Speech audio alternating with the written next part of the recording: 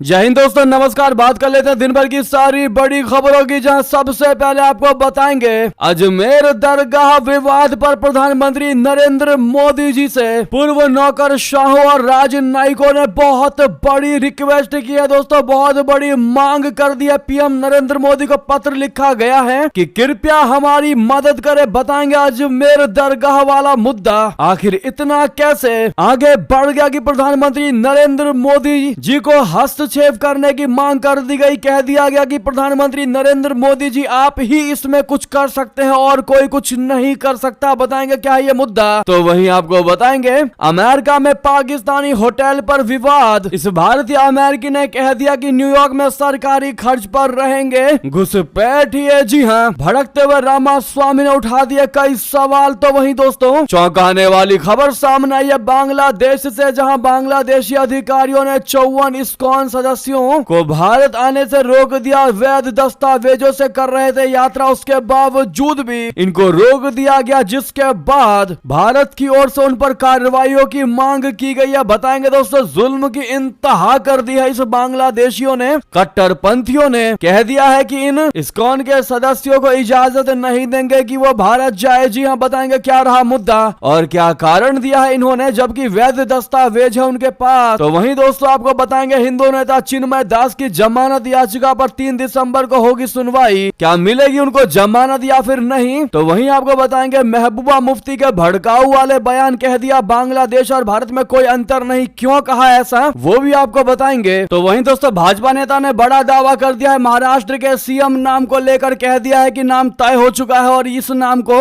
Confirm कर दिया गया है। बताएंगे दोस्तों किसको सीएम बनाया जा रहा है। इस भाजपा नेता के बयान के अनुसार सारी जानकारियां विस्तार से आपको बताने वाले हैं। बस आप वीडियो के लास्ट तक बने रहिएगा। और खबरों में आगे बढ़ने से पहले देश भारत का निरंतर समर्थन करते हैं तो वीडियो को लाइक करके, चैनल को सब्सक्राइब करके, बेल आइकन दबा के कमेंट में जय हिंद अवश्य कहिएगा। बात करें पहली और सबसे बड़ी खबर की, जहां प्रधानमंत्री नरेंद्र मोदी जी आपने भी भेजी थी यहां पर चादर, कृपया हमारी मदद करें। जी हां, अजमेर दरगाह विवाद पर पीएम मोदी से दखल देने की लगाई गई है गुहार। पूर्व नौकरशाहों और राजनयिकों के एक समूह ने प्रधानमंत्री नरेंद्र मोदी जी को लिखा है पत्र। और पत्र में क्या बातें लिखी हैं आपको बता दें। अजमेर शरीफ दरगाह पर उभरे ताजा विवाद के बीच पूर्व नौकरशाहों और राजनयिकों के एक समूह ने प्रधानमंत्री नरेंद्र मोदी को पत्र लिखा है। पूर्व नौकरशाहों और राजनयिकों के इस समूह ने पीएम मोदी से उन कथित अवैध और हानिकारी गतिविधियों पर रोक लगाने के लिए दखल देने की मांग की है, जो एक समावेशी देश के विचार को छिन्न भिन्न करती है। इस समूह ने दावा किया है कि केवल प्रधानमंत्री नरेंद्र मोदी जी ही इन कथित अवैध हानिकारी गतिविधियों को रोक सकते हैं। पूर्व नौकरशाहों और राजनयिकों के इस समूह ने प्रधानमंत्री मोदी जी को याद दिलाया है कि उन्होंने खुद 12वीं शताब्दी के संत ख्वाजा मोइनुद्दीन चिश्ती के वार्षिक उर्स पर शांति और सद्भाव के संदेश को सम्मान देते हुए चादर भेजी थी। इस पत्र में कहा गया है कि कुछ अज्ञात समूह हिंदू हितों का प्रतिनिधित्व करने का दावा कर रहे हैं। ये लोग ये साबित करने के लिए मध्ययुगीन मस्जिदों और दरगाहों के सर्वेक्षण की मांग कर रहे हैं। इन जगहों पर पहले मंदिर हुआ करते थे। दोस्तों, चूंकि ये मामला कोर्ट में है और कोर्ट इस मामले को अपने हिसाब से देख रहा है, क्या ऐसे में प्रधानमंत्री नरेंद्र मोदी जी को इन मामलों में दखल देना चाहिए दोस्तों, या बिल्कुल भी नहीं। अपनी राय देना मत भूलिएगा। आपकी क्या राय है इन नौकरशाहों के रिक्वेस्ट को लेकर, बताना बिल्कुल मत भूलिएगा, क्योंकि जो रियलिटी है वो तो सामने निकल कर आएगी ही। लेकिन दोस्तों, इसी मुद्दे पर आपको बता दें, महबूबा मुफ्ती कहने लगी कि बांग्लादेश और भारत में कोई अंतर नहीं है। जी हाँ, पीडीपी प्रमुख महबूबा मुफ्ती ने संभल मस्जिद मामला, अजमेर शरीफ दरगाह मामला और बांग्लादेश में अल्पसंख्यकों के मुद्दे पर अपनी राय रखी। उन्होंने रविवार को कहा कि भारत और बांग्लादेश में कोई फर्क नहीं है। भारत में अल्पसंख्यकों की स्थिति बांग्लादेश से अलग नहीं है। जम्मू कश्मीर के पूर्व मुख्यमंत्री महबूबा मुफ्ती ने मस्जिदों और दरगाहों पर हाल के दावों पर चिंता व्यक्त की। वहीं भाजपा ने महबूबा मुफ्ती के इस बयान की कड़ी घोर निंदा की है। भाजपा नेता रविंद्र रैना ने कहा कि ये राजद्रोह है और उनके खिलाफ एक्शन होना चाहिए। जी हां, अजमेर शरीफ दरगाह को लेकर उठे विवाद पर टिप्पणी करते हुए महबूबा मुफ्ती ने कहा कि अजमेर शरीफ दरगाह, जहां सभी धर्मों के लोग प्रार्थना करते हैं, भाईचारे का सबसे बड़ा उदाहरण है। अब वे मंदिर की खोज के लिए इसमें खुदाई करने की कोशिश कर रहे हैं। तो ऐसे में भाजपा ने जवाब देते हुए कहा कि भारत की तुलना बांग्लादेश से करने वाला महबूबा मुफ्ती का बयान बेहद विवादास्पद और दुर्भाग्यपूर्ण है। बांग्लादेश में अभी अल्पसंख्यक समुदायों को निशाना बनाया जा रहा है। बांग्लादेश में जिस तरह के अत्याचार हुए, बांग्लादेश को लेकर भारत के खिलाफ महबूबा मुफ्ती का ये बयान देशद्रोह वाला बयान है। भारत में हिंदू, मुस्लिम, सिख, ईसाई सभी समुदाय सुरक्षित हैं, सभी धर्म सुरक्षित हैं। वो खुद अलग अलग जगहों पर जाती हैं और रैलियां करती हैं, अपनी बात रखती हैं, उन्हें पूरी सुरक्षा मिली हुई है। महबूबा मुफ्ती ने देशद्रोह किया है, उनके खिलाफ कानूनी कार्रवाई कार्रवाई होनी चाहिए। आप क्या कहते हैं दोस्तों? ऐसे में कमेंट में बताना बिल्कुल मत भूलिएगा। क्या रविंदर रैना का कहना बिल्कुल सही है इस मामले में? हाँ या ना में जवाब देना मत भूलिएगा दोस्तों। तो वहीं आपको बिग ब्रेकिंग न्यूज बता दें, लीगल डॉक्यूमेंट्स होने के बावजूद भी, यानी वैध दस्तावेज होने के बावजूद भी बांग्लादेशी अधिकारियों ने 54 इस्कॉन सदस्यों को भारत आने से रोक दिया। कह दिया इनको भारत जाने की इजाजत नहीं देंगे। बता दें, बांग्लादेश में अल्पसंख्यकों पर अत्याचार का सिलसिला थम नहीं रहा। एक मीडिया रिपोर्ट के मुताबिक बांग्लादेश की आव्रजन पुलिस ने रविवार को बेनापोल सीमा पर दर्जनों इस्कॉन सदस्यों को भारत में प्रवेश करने से रोक दिया। इन सभी के पास वैध लीगल दस्तावेज थे, लेकिन फिर भी उन्हें वापस भेज दिया गया। एक मीडिया रिपोर्ट में यह बहुत बड़ी जानकारी दी गई। द डेली स्टार अखबार ने बेनापोल आव्रजन पुलिस के अधिकारी इम्तियाज एहसानुल कादर भुइया के हवाले से कहा कि हमने पुलिस की विशेष शाखा से परामर्श किया और उच्च अधिकारियों से निर्देश मिला कि उन्हें सीमा पार करने की अनुमति ना दी जाए। भुइया ने कहा कि इस्कॉन सदस्यों के पास वैध पासपोर्ट और वीजा थे, लेकिन उनके पास यात्रा के लिए जरूरी विशेष सरकारी अनुमति नहीं थी। ऐसी अनुमति के बिना वे आगे नहीं जा सकते। विभिन्न जिलों से आए 54 इस्कॉन सदस्य शनिवार रात और रविवार सुबह सीमा चौकी पर पहुंचे थे, लेकिन घंटों इंतजार के बाद उन्हें बताया गया कि उनको यात्रा की अनुमति नहीं है। इस्कॉन सदस्यों में से एक सौरभ तपंदर चिली ने कहा कि हम भारत में हो रहे धार्मिक समारोह में भाग लेने के लिए आए थे, लेकिन सीमा अधिकारियों ने हमें सरकारी अनुमति का हवाला देते हुए रोक दिया। दोस्तों, यह घटनाक्रम उस समय निकलकर सामने आया है जब बांग्लादेश में इस्कॉन की जांच की जा रही है। देश में प्रमुख हिंदू चेहरे चिन्मय कृष्ण दास की देशद्रोह के आरोप में गिरफ्तारी के बाद बांग्लादेश में हिंसा भड़क गई थी और अब आप देख सकते हैं वैध डॉक्यूमेंट होने के बावजूद भी भारत में दाखिला नहीं दिया इन बांग्लादेशी अधिकारियों ने। दोस्तों, इस पर आपकी निजी राय क्या होने वाली है? अगर आप भी मानते हैं कि भारत को इस पर बड़ा कदम उठाना चाहिए और जवाब मांगना चाहिए, तो अभी तक आपने वीडियो को लाइक नहीं किया है तो प्लीज लाइक कर दीजिएगा। दोस्तों, आपके लिए 1 सेकंड का भी काम नहीं है, लेकिन हमें सपोर्ट मिल जाएगा। साथ ही साथ आपको बता दें, हिंदू नेता चिन्मय दास की जमानत याचिका पर 3 दिसंबर को सुनवाई होगी। लगा है उन पर राजद्रोह का आरोप। क्या मिल पाएगी जमानत? बता दें, बांग्लादेश की एक अदालत ने पिछले सप्ताह राजद्रोह के आरोप में गिरफ्तार किए गए हिंदू नेता चिन्मय दास की जमानत पर सुनवाई के लिए 3 दिसंबर की तारीख तय की है। मीडिया में आई खबर में यह जानकारी दी गई है। बता दें कि इस्कॉन मंदिर बांग्लादेश के पूर्व पुजारी को चटगांव मेट्रोपॉलिटन पुलिस ने राजद्रोह के आरोप में गिरफ्तार किया है। तब से हिंदू समाज में गहरा आक्रोश व्याप्त हो गया है। रविवार को बांग्लादेश की पुलिस ने चिन्मय दास से जेल में मुलाकात करने वाले दूसरे हिंदू पुजारी श्याम प्रभु को भी गिरफ्तार कर लिया है। इससे माहौल और बिगड़ गया है। चटगांव के अतिरिक्त उपायुक्त मोफीज उर रहमान के अनुसार मंगलवार की सुनवाई मेट्रोपॉलिटन सत्र न्यायाधीश मोहम्मद सैफ उल इस्लाम द्वारा की जाएगी। चटगांव की अदालत के अधिकारी ने बताया कि सुनवाई की तारीख पहले ही तय कर दी गई थी। ऐसे में कयास ये लगाए जा रहे हैं कि जिस प्रकार से चिन्मय दास के खिलाफ कोई पुख्ता सबूत नहीं है कि उन्होंने गलती की थी, ऐसे में ये तय माना जा रहा है कि जमानत उनको मिल जाएगी। लेकिन उधर आपको बड़ी खबर एक और बताते हैं, जहां अमेरिका में पाकिस्तानी होटल पर भारी विवाद भड़क उठे। रामास्वामी ने उठा दिए सवाल, कह दिए न्यूयॉर्क में सरकारी खर्च पर रहेंगे घुसपैठिए। जी हां, रिपब्लिकन विवेक रामास्वामी ने पाकिस्तान सरकार के होटल और अमेरिकी राष्ट्रपति बाइडेन को आड़े हाथों लिया है। दरअसल एक रिपोर्ट में दावा किया गया है कि न्यूयॉर्क में स्थित 5 स्टार रूजवेल्ट होटल में अवैध प्रवासियों को रखने के एवज में न्यूयॉर्क शहर ने उसे $220 मिलियन का भुगतान किया है। इस होटल का स्वामित्व पाकिस्तान सरकार के पास है। विवेक रामास्वामी ने इस कदम की आलोचना की है। उन्होंने इसे पागलपन करार दिया। दरअसल ट्रंप ने दिग्गज कारोबारी एलोन मस्क के साथ ही विवेक रामास्वामी को डिपार्टमेंट ऑफ गवर्नमेंट एफिशिएंसी का संयुक्त कार्यभार सौंपा है। इस विभाग के तहत मस्क के साथ उन्हें सरकारी खर्च में फिजूल खर्ची को हटाने का काम सौंपा गया है। इस खुलासे पर विवेक रामास्वामी भड़क गए। उन्होंने इसे पागलपन बताया। रिपब्लिकन रामास्वामी ने सोशल मीडिया पर पोस्ट में कह दिया कि अवैध प्रवासियों के लिए करदाताओं द्वारा उस वित्त पोषित होटल का भुगतान किया गया जिसका स्वामित्व पाकिस्तानी सरकार के पास है। इसका मतलब है कि न्यूयॉर्क के करदाता वास्तव में हमारे अपने देश में अवैध प्रवासियों को रखने के लिए एक विदेशी सरकार को भुगतान कर रहे हैं और ये बहुत बड़ा पागलपन है। जी हाँ, यानी कि विवेक रामास्वामी ने क्लियर कर दिया है कि इन होटल में पाकिस्तान के घुसपैठिए रहेंगे, इसके लिए खर्चे करना कोई जरूरी नहीं है। जी हाँ, साथ ही साथ आपको बता दें दोस्तों, पूर्व पीएम हसीना के आवास पर ग्रेनेड हमले का मामला खालिद जिया के बेटे तारिक और पूर्व मंत्री बाबर समेत सभी आरोपियों को बरी कर दिया गया। बता दें, शेख हसीना पर ग्रेनेड हमला मामले में बांग्लादेश हाईकोर्ट ने पलट दिया निचली अदालत का फैसला।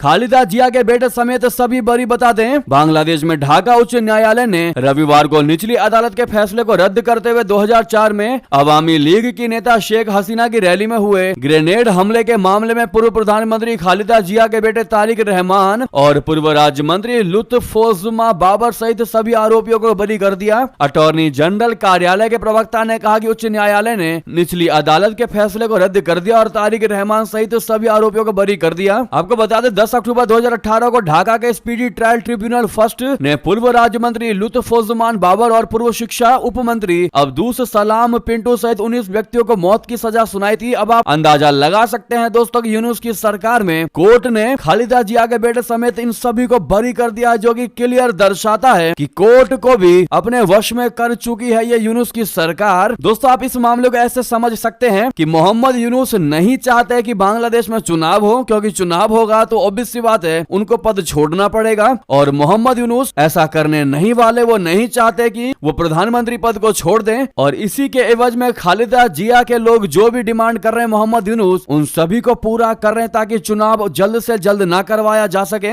यानी कि ये दोनों मिलकर एक दूसरे पर डिपेंडेंसी दिखा करके एक दूसरे का काम करवा रहे हैं और बांग्लादेश में अगर कोई पिस रहा है तो वो है शेख हसीना पार्टी के कार्यकर्ता और बांग्लादेश के अल्पसंख्यक समुदाय, जिनकी खबर हम आपको लगातार बता ही रहे हैं। ऐसे में दोस्तों इस पर आपकी राय तो बनती है, लेकिन कमेंट में ये बताना बिल्कुल मत भूलिएगा कि क्या दोबारा से बांग्लादेश में शेख हसीना की सरकार होनी चाहिए या नहीं। तो वहीं आपको बता दें दुनिया का सबसे पुराना युद्ध पोत पहुंचा अपना भारत 93 सालों में समंदर में एक्टिव। इसका क्या इतिहास और क्या है इसकी ताकत बता दें। इटली की नौसेना का 93 यानी 93 years old sail training ship यानी STS अमेरिगो वेस्पूची भारत के मुंबई स्थित इंदिरा डॉक पर पहुंचा। दुनिया में सबसे खूबसूरत माना जाने वाला यह जहाज 1 जुलाई 2023 को 250 क्रू के साथ अपने दूसरे विश्व भ्रमण के लिए ला स्पेजिया से रवाना हुआ था। ये सबसे पुराना एक्टिव युद्ध पोत भी है, जिससे इसकी खूबसूरती के चलते समंदर की रानी भी कहा जाता है। यह जहाज 32 देशों और 5 महाद्वीपों का भ्रमण करेगा। मुंबई इसका 28वां बंदरगाह है। शुक्रवार को मुंबई पहुंचा इतालवी नौसेना का यह जहाज 5 दिनों तक यहाँ ठहरने के बाद आगे के लिए रवाना होगा। इसके पहले यह फुफेट से रवाना हुआ था। तो वहीं आपको बता दें विभाजन के कगार पर पहुंच चुका है पाकिस्तान। जी हाँ, बलूचिस्तान होगा आजाद। बता दें पूर्व मुख्यमंत्री के दावे ने उड़ा दी शहबाज सरकार की नींद। दरअसल पाकिस्तान के बलूचिस्तान प्रांत के पूर्व मुख्यमंत्री नवाब असलम रईसानी के हालिया बयान ने पाकिस्तान सरकार की चिंता को और बढ़ा दिया है। रईसानी ने कहा है कि बलूचिस्तान के अधिकांश लोग पाकिस्तान से स्वतंत्रता की मांग कर रहे हैं और एक बड़ा हिस्सा इस स्वतंत्रता के लिए विभिन्न सक्रिय रूप से प्रयास कर रहा है। उनका ये बयान इस क्षेत्र में बढ़ती असंतोष और आजादी की मांग को दर्शाता है, जो पाकिस्तान सरकार के लिए एक गंभीर चिंता का विषय बन सकता है। बलूचिस्तान के लोग लंबे समय से पाकिस्तान से अलग होने की मांग कर रहे हैं। पूर्व मुख्यमंत्री नवाब असलम रईसानी ने हाल ही में एक बयान में कहा कि बलूच लोगों का एक बड़ा हिस्सा पाकिस्तान से स्वतंत्रता के पक्ष में है और वे इस दिशा में सक्रिय रूप से कदम उठा रहे हैं। रईसानी के अनुसार बलूचिस्तान में मौजूदा राष्ट्रवादी दलों का प्रभाव बहुत सीमित हो गया है और इन दलों ने अपनी राजनीतिक महत्वता खो दी है। उन्होंने ये भी कह दिया कि पाकिस्तान सरकार ने बलूचों के अधिकारों की उपेक्षा की और उनका शोषण किया है, जिससे इस क्षेत्र में असंतोष बढ़ा है। उन्होंने बलूचिस्तान राष्ट्र को 3 अलग अलग गुटों में बांट दिया। दोस्तों अगर ऐसा ही चलता रहा, बलूचों की मांग नहीं मानी गई, तो हम देख सकते हैं कि पाकिस्तान फिर एक बार टुकड़ों में बढ़ सकता है। क्या आपको भी ऐसे गट्स फीलिंग आते हैं दोस्तों कि पाकिस्तान फिर दोबारा से और कम हो जाएगा? तो वहीं आपको बता दें कौन है वो भारतवंशी काश पटेल जिन्हें ट्रंप ने बना दिया FBI का डायरेक्टर। पहले इसे अहम पद के लिए आया था ये नाम, लेकिन बाद में भारतवंशी काश पटेल को डोनाल्ड ट्रंप ने बना दिया नया FBI डायरेक्टर। बता दें अमेरिका के नवनिर्वाचित राष्ट्रपति डोनाल्ड ट्रंप ने अपनी नई टीम में कई भारतवंशियों के अहम पद दिए हैं। इनमें एक नाम काश पटेल का भी है। ट्रंप ने उन्हें बड़ी जिम्मेदारी देते हुए उनका नाम FBI यानी फेडरल ब्यूरो ऑफ इन्वेस्टिगेशन के डायरेक्टर पद के लिए चुना है। पहले उनका नाम CIA चीफ बनने की दौड़ में सबसे आगे चल रहा था, लेकिन बाद में इस पद पर जॉन रैटक्लिफ को चुन लिया गया। माना जा रहा है कि यह निर्णय अमेरिका की प्रमुख कानून प्रवर्तन एजेंसी में बड़े बदलाव लाने और सरकार से कथित षड्यंत्रकारियों को हटाने की ट्रंप की मंशा को दर्शाता है। यही वजह है कि काश पटेल को FBI निदेशक बनाने की घोषणा से वॉशिंगटन में हलचल मच गई। साथ ही साथ आपको बता दें अमेरिकी जमीन से ताइवानी राष्ट्रपति का तंज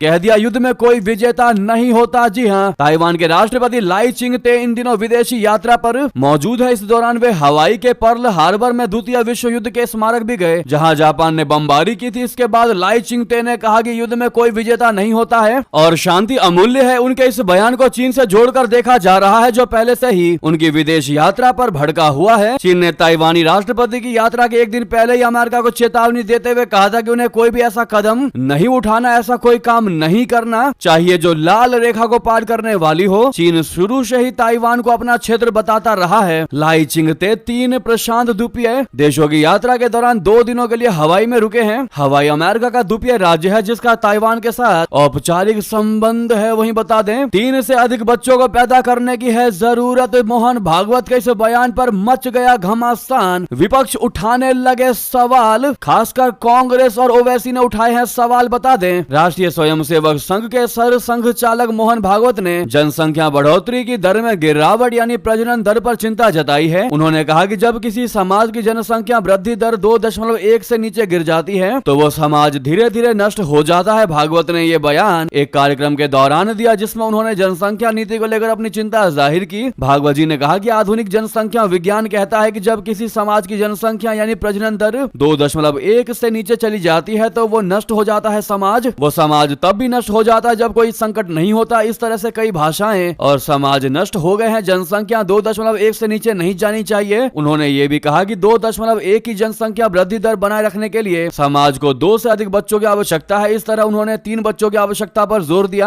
मोहन भागवत जी के बयान पर समाजवादी पार्टी के प्रवक्ता फखरुल हसन चांद नने ने प्रतिक्रिया दी। उन्होंने कहा कि पिछले कुछ समय से मोहन भागवत जो कुछ कहते हैं उससे भाजपा को असहज हो जाती है। पिछली बार भी जब मोहन भागवत ने कहा था कि हर मस्जिद में मंदिर क्यों ढूंढना, तब भी भाजपा के पास कोई जवाब नहीं था। भाजपा पूरे देश की जनसंख्या को लेकर राजनीति कर रही है। तो उधर कांग्रेस नेता उमंग सिंघर ने भी मोहन भागवत के बयान पर सवाल उठाए। उन्होंने कहा जो पहले से हैं उनको तो नौकरियां दिलवा दो, नौकरियां है ही नहीं, फसल की जमीन कम हो रही है। मोहन भागवत चाहते हैं कि 2 से ज्यादा बच्चे हों, देश में बेरोजगारी बढ़ रही है और आज युवाओं को नौकरियां नहीं मिल रही हैं, फसल की जमीनें कम होती जा रही हैं, जबकि जनसंख्या बढ़ती जा रही है। मोहन भागवत चीन से सीख नहीं ले पा रहे हैं और वो जनसंख्या के मामले में देश को शक्तिशाली बनाना चाहते हैं। उन्होंने कहा कि मेरा सुझाव है कि मोहन भागवत पीएम मोदी और मुख्यमंत्री योगी आदित्यनाथ से शुरुआत करनी चाहिए। इन्हें जनसंख्या की इतनी ही चिंता है तो शुरुआत भी इन्हीं से ही होना चाहिए। जी हाँ दोस्तों, ये बयान दिया है विपक्षियों ने। मोहन भागवत के इस बयान से उनको मिर्ची कितनी लगी है आप अंदाजा लगा ही सकते हैं दोस्तों। तो वहीं ओवैसी की भी बात आपको बता दें, उन्होंने भी कहा कि भागवत जी कहते हैं कि जनसंख्या बढ़ानी चाहिए, लेकिन क्या वो ये सुनिश्चित करेंगे कि बच्चों को कुछ फायदा मिले? क्या वो गरीब परिवारों को हर महीने 1500 रुपए देंगे? मोहन भागवत के बयान पर देश भर में बहस तेज हो गई है, लेकिन दोस्तों जनता की राय सर्वोपरि होती है। हम आपसे राय लेना चाहते हैं। आरएसएस प्रमुख मोहन भागवत ने कम से कम 3 बच्चों को जन्म देना चाहिए वाले बयान पर आपकी क्या निजी राय है दोस्तों, बताना बिल्कुल मत भूलिएगा। जिस प्रकार से विपक्षी भड़क गए हैं, खैर विपक्षियों का काम ही है भड़कना, पर आपकी क्या निजी राय है दोस्तों, बताना बिल्कुल मत भूलिएगा। अगली खबर बता दें, अमेरिका से नाटो जैसी रक्षा संधि नहीं करेगा सऊदी अरबिया, गुस्से में प्रिंस मोहम्मद बिन सलमान। दोस्तों सऊदी अरब ने इजराइल के साथ संबंधों को सामान्य बनाने के बदले अमेरिका के साथ नाटो जैसी रक्षा संधि करने के प्रयास को बंद कर दिया है। अब सऊदी अरबिया अमेरिका के साथ मामूली सैन्य सहयोग करने के लिए दबाव बना रहा है। हालांकि वो इसके बदले इजराइल को मान्यता नहीं देगा। इससे इजराइल के खाड़ी देशों में राजनयिक संबंधों के विस्तार को तगड़ा झटका लगा है। सऊदी अरब के प्रधानमंत्री और क्राउन प्रिंस मोहम्मद बिन सलमान के इस फैसले की वजह इजराइल की आक्रामकता को बताया जा रहा है। दरअसल इजराइल ने गाजा पट्टी को तबाह करने के बाद अब वेस्ट बैंक में यहूदी बस्तियों के विस्तार का काम शुरू कर दिया है। वहीं बता दें, दिल्ली के जामिया मिलिया इस्लामिया ने अपने छात्रों को दे दी चेतावनी, कह दिया प्रधानमंत्री मोदी और एजेंसियों के खिलाफ नारेबाजी करने पर होगी बड़ी कार्रवाई। जी हाँ, जामिया मिलिया इस्लामिया ने अपने परिसर में प्रधानमंत्री नरेंद्र मोदी जी और कानून प्रवर्तन एजेंसियों को निशाना बनाकर नारे लगाने के प्रति छात्रों को आगाह किया है। विश्वविद्यालय ने कहा है कि किसी भी संवैधानिक और गणमान्य व्यक्ति के खिलाफ किसी भी विरोध प्रदर्शन और धरने की अनुमति नहीं है। इस नियम का उल्लंघन करने पर सख्त अनुशासनात्मक कार्रवाई की जाएगी। रजिस्ट्रार मोहम्मद मेहता आलम रिजवी द्वारा जारी कार्यालय ज्ञापन में कहा गया है कि विश्वविद्यालय ने कहा है कि कुछ छात्र भारत के प्रधानमंत्री और अन्य कानून प्रवर्तन एजेंसियों के खिलाफ विश्वविद्यालय के अधिकारियों की अनुमति या सूचना के बिना नारे लगाने में शामिल हैं। 29 नवंबर के ज्ञापन में अगस्त 2022 के एक पुराने निर्देश का उल्लेख किया गया है जिसमें छात्रों को याद दिला दिया गया है कि विरोध और धरने के लिए पूर्वानुमति की आवश्यकता होती है। वहीं बता दें, कुवैत एयरपोर्ट पर 13 घंटे से फंसे हैं भारतीय यात्री, खाने पीने को भी है मोहताज, मचा हाहाकार। क्या रहा कारण बता दें, मुंबई से मैनचेस्टर के लिए उड़ान भरने वाले भारतीय पैसेंजर्स कुवैत एयरपोर्ट पर 13 घंटों से फंसे हुए हैं। उनके पास ना तो कोई खाने पीने की व्यवस्था है और ना ही एयरलाइन उन्हें कोई मदद कर रही है। कुछ यात्रियों ने आरोप लगाया है कि यूरोपीय देशों के पासपोर्ट रखने वाले यात्रियों को तो एयरलाइन ने सुविधाएं उपलब्ध करा दी हैं, लेकिन एशिया के यात्रियों को उन्होंने जानकारी देना भी जरूरी नहीं समझा। ये पूरी घटना तब शुरू हुई जब इन यात्रियों को ले जा रही गल्फ एयर की फ्लाइट के इंजन में आग लग गई, जिसके बाद फ्लाइट की इमरजेंसी लैंडिंग करवानी पड़ी। जी हाँ, तो वहीं आपको बता दें, पाकिस्तान के खैबर पख्तूनख्वा में भारी बवाल के बीच बड़ी खबर, शिया और सुन्नी समुदायों के बीच फैली हिंसा, अब तक 124 मौतें। जी हाँ, पाकिस्तान के उत्तर पश्चिमी पश्चिमी प्रांत खैबर पख्तूनख्वा में बीते कुछ दिनों से बवाल मचा हुआ है। संघर्ष विराम समझौते के बावजूद शिया और सुन्नी समूहों के बीच गोलीबारी जारी है। इस बीच खुर्रम कबायली सांप्रदायिक हिंसा में शनिवार को